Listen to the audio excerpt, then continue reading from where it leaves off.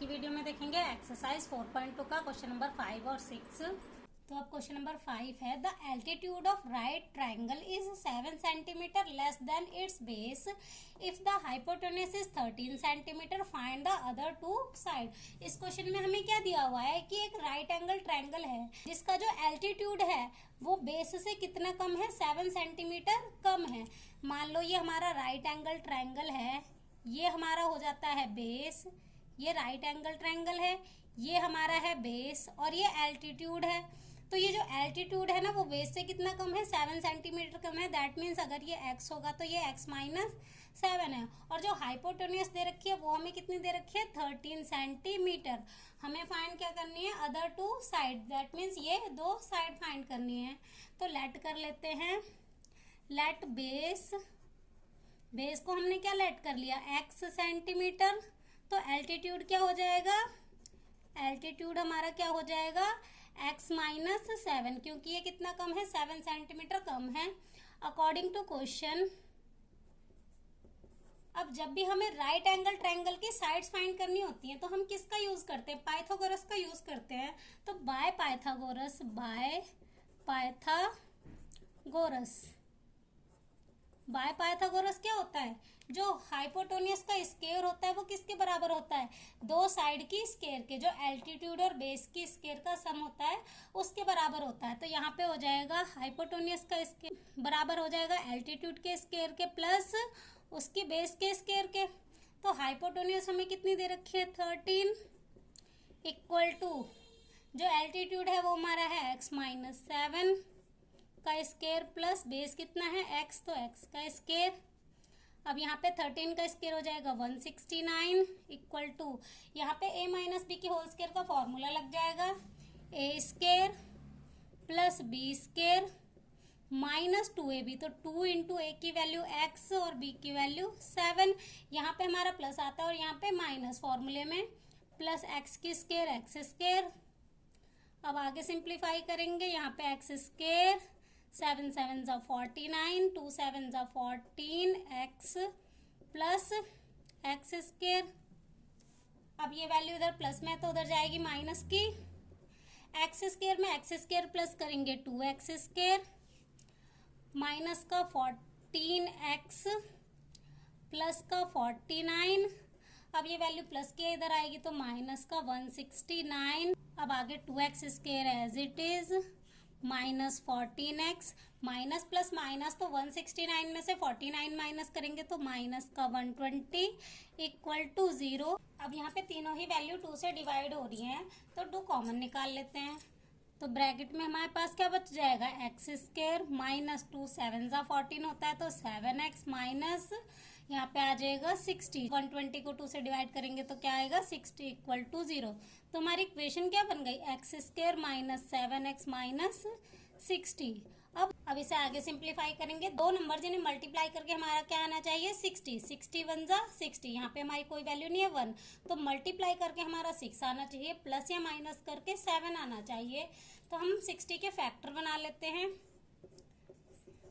2 3 जा 0, 2 1 जा 2, 5 जा 3, 5 जा 5, 1 जा। अब नंबर ढूंढ लेते हैं, 2 2 जा 4, 4 3 जा 12, 12 इंटू 5। अब 12 और 5 को मल्टीप्लाई करेंगे तो हमारा 60 आ जाएगा और प्लस या माइनस करने पे माइनस 7 आना चाहिए। अब जब हमें यहाँ पे बीच में माइनस चाहिए तो हम माइनस की वैल्यू बड़ी रख लेते हैं। तो 12 में से 5 माइनस करेंगे तो हमारी वैल्यू क्या आ जाएगी, माइनस का 7। तो हमें दो नंबर कौन से मिले, माइनस 12 और 5।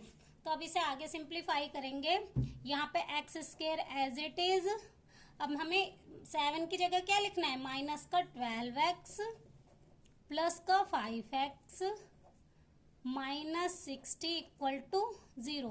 अब कॉमन निकाल लेते हैं, यहाँ पे हमारे पास कॉमन क्या है, x, तो ब्रैकेट में बच जाएगा x माइनस 12। यहाँ पे हमारे पास कॉमन है प्लस का 5, ब्रैकेट में क्या बचेगा, x माइनस 12, 12 5 जा 60 होता है इक्वल टू 0। पहला ब्रैकेट बना x माइनस 12 और दूसरा x प्लस 5 इक्वल टू 0। अब दोनों वैल्यू को 0 के इक्वल में रखेंगे, x प्लस 12 इक्वल टू 0, तो x इक्वल टू माइनस का 12, x plus 5 equal to 0, x equal to -5। ये रेसिप्रोकल होके क्या आ जाएगा -5। सॉरी, यहाँ पे हमारा क्या बना था x -12, तो यहाँ पे हमारा माइनस आ जाएगा। अब यहाँ पे माइनस का 12 इधर आएगा तो प्लस का 12, तो एक वैल्यू हमारी नेगेटिव है और एक पॉजिटिव, तो x की वैल्यू जो पॉजिटिव है वही हमारा क्या है आंसर हो जाएगा। तो जो x की वैल्यू है वो हमारा क्या है बेस, तो हमारा बेस क्या हो जाएगा, बेस हमारा आ जाएगा 12 सेंटीमीटर। और एल्टीट्यूड क्या आ जाएगा, एल्टीट्यूड हमारा क्या हो जाएगा 7 माइनस करना है, तो 12 माइनस 7 5 सेंटीमीटर। हमें क्या फाइंड करना था एल्टीट्यूड एंड बेस, तो दोनों हमारे आ गए। अब नेक्स्ट 6th क्वेश्चन देखेंगे। तो अब लास्ट क्वेश्चन नंबर 6 है, a cottage industry produces a certain number of pottery articles in a day. एक कॉटेज इंडस्ट्री है जो एक दिन में कुछ पॉटरी आर्टिकल्स प्रोड्यूस करती है। It was observed on a particular day that the cost of production of each article was 3 more than twice the number of articles production on that day। तो एक दिन यह ऑब्जर्व किया गया जो एक आर्टिकल की कॉस्ट है ना वो कितनी है, एक दिन में जितने भी आर्टिकल्स बनते हैं उसका ट्वाइस से 3 ज़्यादा, दैट मीन्स ट्वाइस भी है एंड 3 मोर देन भी है। If the total cost of production on that day was ₹90, उस दिन की जो टोटल कॉस्ट है वो कितनी है 90 है। Find the number of articles and cost of each article. Find हमें क्या करना है, नंबर ऑफ आर्टिकल्स फाइंड करने हैं और एक आर्टिकल की कॉस्ट फाइंड करनी है। तो जो भी फाइंड करना है उसे लेट कर लेते हैं। Solution, let number of articles, number of articles को हमने क्या लेट कर लिया x, और हमें क्या फाइंड करना है कॉस्ट ऑफ ईच आर्टिकल, तो कॉस्ट ऑफ ईच आर्टिकल। तो आर्टिकल की कॉस्ट हमारी क्या होगी, जितने भी आर्टिकल्स बनते हैं उसका ट्वाइस, तो ये हो जाएगा 2x एंड 3 मोर देन, तो +3 अकॉर्डिंग टू क्वेश्चन। आगे हमें क्या दे रखी है, टोटल कॉस्ट दे रखी है। अब टोटल कॉस्ट कैसे आएगी, एक आर्टिकल की कॉस्ट को अगर हम टोटल आर्टिकल से मल्टीप्लाई कर देंगे तो हमारी क्या आ जाएगी, टोटल कॉस्ट आ जाएगी। तो जितने भी आर्टिकल प्रोड्यूस हो रहे हैं उसको हम एक आर्टिकल की कॉस्ट से मल्टीप्लाई कर देंगे 2x + 3 से, तो हमारी क्या आएगी, टोटल कॉस्ट आएगी कितनी 90, जो कि हमें दे रखी है। अब 2x को x से मल्टीप्लाई करेंगे तो 2x² + 3 से मल्टीप्लाई करेंगे तो 3x, प्लस का 90 इधर आएगा माइनस का 90 = 0। अब इसे फैक्टराइजेशन मेथड से सिंप्लीफाई करेंगे। दो नंबर जिन्हें मल्टीप्लाई करके हमारा क्या आना चाहिए, 92 × 180, दैट मीन्स माइनस का 180, क्योंकि यहाँ पे हमारी एक वैल्यू माइनस की है। अब दो नंबर हमें ढूंढने हैं जिन्हें मल्टीप्लाई करके हमारा -180 आना चाहिए और प्लस या माइनस करके वैल्यू हमारी ये मिडिल टर्म आनी चाहिए +3। तो सबसे पहले इसके फैक्टर बना लेते हैं।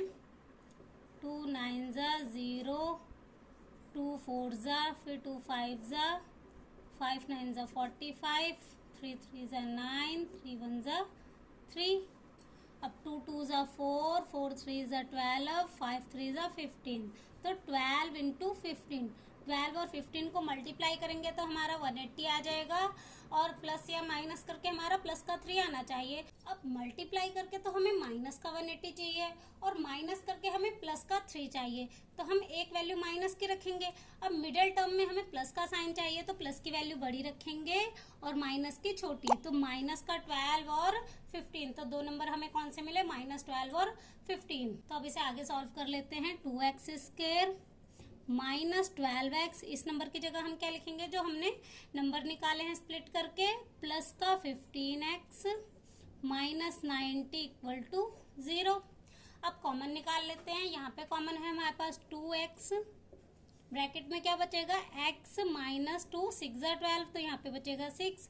अब इन दोनों में कॉमन क्या है, हमारा 15 कॉमन है, क्योंकि 15 के टेबल में 90 भी आता है, तो प्लस का 15 कॉमन आ जाएगा, तो ब्रैकेट में बचेगा x -6, 15 9 60 होता है = 0। पहला ब्रैकेट बना 2x + 15 और दूसरा क्या बना x -6 = 0। अब दोनों वैल्यू को 0 के इक्वल में रखेंगे। 2x + 15 = 0, 2x as it is, plus का 15 इधर आएगा माइनस का 15। अब ये 2 इधर मल्टीप्लाई में है तो इधर डिवाइड में आ जाएगा, तो ये वैल्यू हमारी क्या है -15/2। अब दूसरी x minus 6 equal to 0, x equal to plus का 6।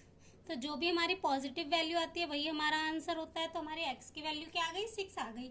अब जो x की वैल्यू थी वो हमारे क्या थे नंबर ऑफ आर्टिकल्स, तो हमारे नंबर ऑफ आर्टिकल्स क्या आ गए, नंबर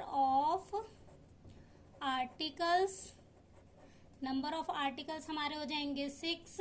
और कॉस्ट ऑफ ईच आर्टिकल क्या हो जाएगी, कॉस्ट ऑफ ईच आर्टिकल, एक आर्टिकल की जो कॉस्ट थी वो क्या थी, 2 से 3 ज़्यादा। तो अब इसमें वैल्यू पुट कर लेते हैं, 2 इंटू एक्स की वैल्यू 6 प्लस 3, 2 6 12 प्लस 3 15 रुपीज़। तो जो एक आर्टिकल की कॉस्ट है वो हमारी कितनी आ गई 15 रुपीज़, और नंबर ऑफ आर्टिकल्स कितने आ गए 6। तो यहीं से हमारा क्वेश्चन नंबर 6 हो जाता है कंप्लीट।